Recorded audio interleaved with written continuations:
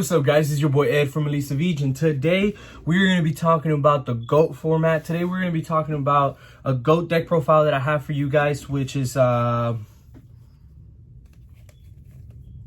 and Dark Chaos, or whatever you want to call it, right? This is a deck that I've actually been playing for 2 weeks now, and I wanted to do this video early because I want you to guys go through the journey with me of me getting to GOAT. I've never played GOAT before in my life. I've been playing Yu-Gi-Oh for like maybe 6, almost 7 years now, and I've actually never played GOAT. I've actually owned a lot of these cards before, and it's sad to say that I've had them before and I've almost basically given them away for almost free, if anything.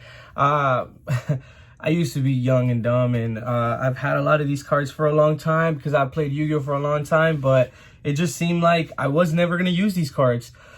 So one of the things that I did was get rid of them. So now that I'm actually into the GOAT format and I'm actually playing GOAT, I want you guys to go through the process of me playing GOAT and what I play right now as a beginner, as a person who always plays meta, to compare to how I'm going to be playing in a month from now, or when I've been playing for 6 months or whatnot, right? So I just want to give a shout out to my boy Ricky for getting my boy Alex into playing Yu-Gi-Oh! And if it wasn't because Alex got into Yu-Gi-Oh, I'll probably into GOAT format, I probably wouldn't be able to get into GOAT format either.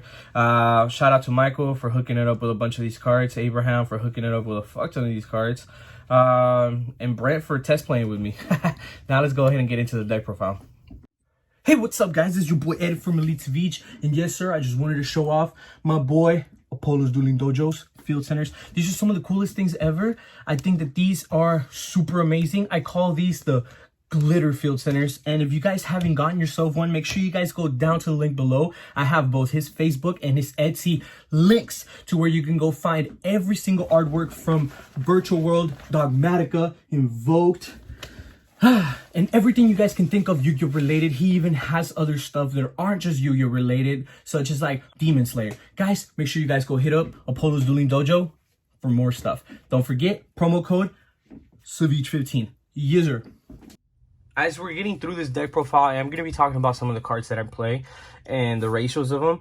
I've actually haven't learned every single card that there is in this GOAT format, or what is available to play and whatnot, but I'll be talking about some of the cards that I play and why I play them at certain ratios and why I play them at all. You already know that you got to play the 1 BLS. I feel like GOAT format is going to necessarily need the BLS. If you're not playing BLS in GOAT, you're kind of not playing it right. Then yet again, Chaos Sorcerer is one of the other monsters that I do play in here. I've actually been able to turbo out, well, not really turbo out because it's not about turboing him out, but throughout a whole like one game against my opponent, I've been able to take out at least 3 of these. So like 2 of these and 1 of those, and then the 1 BLS or something. I feel like learning how to play GOAT was a little easy. It's just knowing what people were playing, or what there is to play, right? My 3 Thunder Dragons, because you gotta play 3 Thunder Dragons. I feel like being able to have the 2 Thunder Dragons in your hand, so then you don't get delinquent, or if you do get delinquent, they hit one of these, has a higher likely chance than actually hitting one of your good cards. It's gonna be very important. Now we're gonna move on to the 2-ofs. I play 2 of the Thomas the Choo Choo Train. This guy helps you draw. If you guys don't know what this is it's just a book. I'm sorry, it's a flip effect monster, so whenever it flips face back up, you draw a card. It's super good. Magician of Faith, I have 2 of these as well. I believe that she was at 2, but if she wasn't, I would probably play 3 of this because this is really busted. I prefer this over this. Sometimes, as in like if I have both of them in my hand, I would set this one first, so then like that I can try to get back that Pot of Greed or like Graceful Charity, but then they just knock it and then I cry. Another 2-of is Night Assailant. I think Night Assailant is really good, but the one thing that I don't like about Night Assailant is that it's such a low attacker, so you're just really relying on discarding it and adding another flip monster back to your hand, or just flip summoning it and destroying that monster that was either attacking into it, or whatever the situation is, right? Magical Merchant, it's another 2-of. Magical Merchant is good, yet not as good as this or this, of course, because these are the 2 best flip monsters for myself. And then the last two monsters that I'm playing is two Tsukiyomi. Tsukiyomi is really good.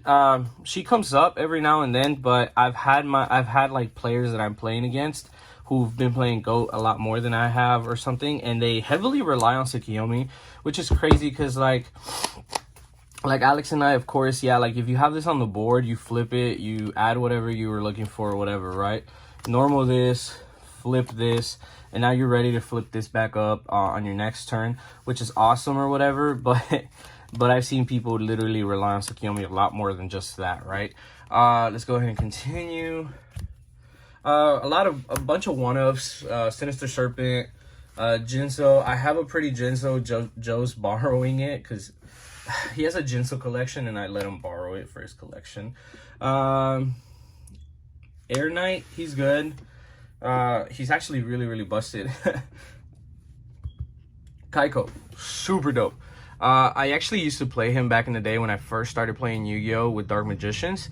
This was my original copy from then. And I thought it was cool because Kaiko basically attacks, and if he makes damage, he banishes 2 cards from the graveyard. And if you're playing against a Chaos player, you just banish Light and Dark as well. Tribe Infecting, super good. God, I was playing Warriors the other day because, yes, I do have another deck.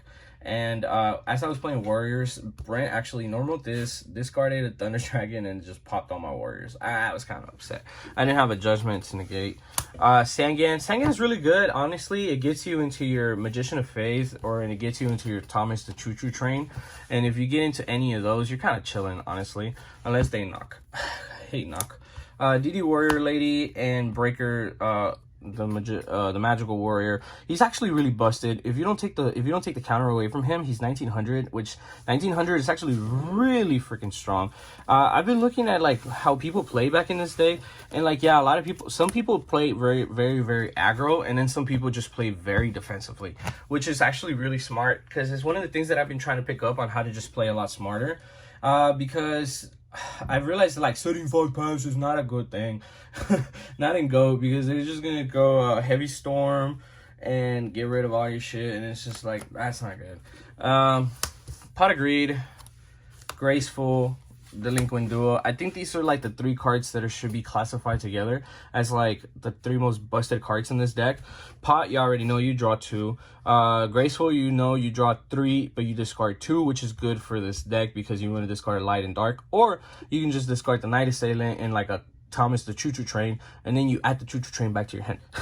Delinquent Duo, you rip a card out of their hand, and if they're not playing Chaos, which is gonna be super sucky, so you're going first, you activate this, you rip out like their one and only Thunder Dragon before they even went on their turn. So now they don't have the Thunder Dragon, so they have to draw a Thunder Dragon to discard Thunder Dragon to add a Thunder Dragon, which is dumb. Or the one card you also don't want to hit is going to be the Sinister Serpent.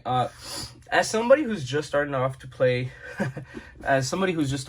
GOAT, Knock is fucking dumb. Like, holy heck. Like, dude, I can't believe that was legal back then. Premature Burial and Snatch Steal. The one other card that I've been playing instead of Snatch Steal is actually Mind Control. The monster can't attack, but it can change his battle positions. I don't know. It sucks. You get to keep the monster or whatever. So, like, if you take a Chaos Sorcerer, you activate Chaos Sorcerer's effect, you banish. And then, like, the other thing is that I'll just normally tribute that Chaos Sorcerer. So I'll bring out, like, my Jinso, or I'll bring out, like, my Air Knight, right? Super good, but Mind Control just so happens to be better sometimes. You just take a face down Choo Choo Train, flip it, draw a card. You can't switch battle positions with Creature Swap, because I have been playing Creature Swap, but I think that's like the biggest downfall about that card. Heavy Storm and MST. So I feel like these cards are all divided within like sections. So these 3 are together, those 2 are together, which are like mandatory packages. These 2 are together, mandatory packages, and these 2 are together, mandatory packages and spells. Just for back row removal. Like my buddy Riki, he plays a lot of back row in his warrior deck because he's like playing judgments or whatnot, and this actually comes in clutch in case he doesn't have the judgment. But if he doesn't have the judgment, he's not gonna set the whole back row. Scapegoat, Creature Swap, and Book of Moon. I'm telling y'all, Creature Swap is busted. It's actually really good because you get to keep the monster, but the thing is that you won't be able to change his battle positions. So like you can't just take a face down monster and flip it, activate its effect. That's one of the things that I've been to learn about GOAT. So like I actually sat down, saw a couple of different builds and how people were playing it, built it the first way, then my boy Ricky showed me how to do it, and then as I've been playing, I've been improving it since then. Call by the Haunted, Sakuretsu Armor, Mirror Force, Ring of Fire, and Return from a Different Dimension. They also had Dimension Fusion, but that's a really expensive card. So I'm going with this. This is probably the better lineup for me. I'm a really big fan of Sakuretsu Armor and Ring of Destruction. As you guys can tell, I like my Ring of Destruction. I've had a couple of these. Shout out to Pedro because he hooked it up a long time ago for these.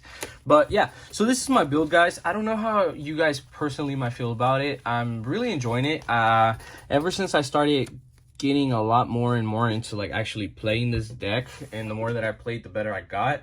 The first week that I played, I actually got ran like a lot. It was just having to learn like some of the interactions between some cards, what some of the cards that my opponent could be playing are, because like I didn't know like what Sakuretsu Armor was before today. As sad as it is, I'm sorry guys. There's a couple of other different things that I was just like I had to learn what my opponent might have had, as in like monsters as well. Tsukiyomi was a monster I had never encountered in my life. But honestly, I'm really enjoying GOAT. As I get better, I will show you guys the adjustments that I do to this deck. So far, this is really enjoyable for me. I really like this. I think this is working well for me. I like this a lot. This is dumb as fuck. But yeah, let me know what you guys think, and if you guys think that I should make any adjustments. I'm actually only looking forward to doing a couple of like switches here and there. Probably take out the Scapegoat and then the creature swap and play something else. I believe this is a 42 card deck, so hopefully you guys enjoyed. I'm enjoying GOAT a lot. But thank you guys for watching, and see you guys on the next video. Thank you for sticking around to the end of the video. I just wanted to say that I recently made a Facebook group, and it's called YuGiOh Elite Savij, and you guys can look us up, or you guys can just click the link down below to join. Thank you for watching. Don't forget to like, comment, share, and subscribe. Once you guys subscribe, hit that bell notification so you guys can be notified about all the great videos that I upload, and I'll see you guys on the next one. Thank you.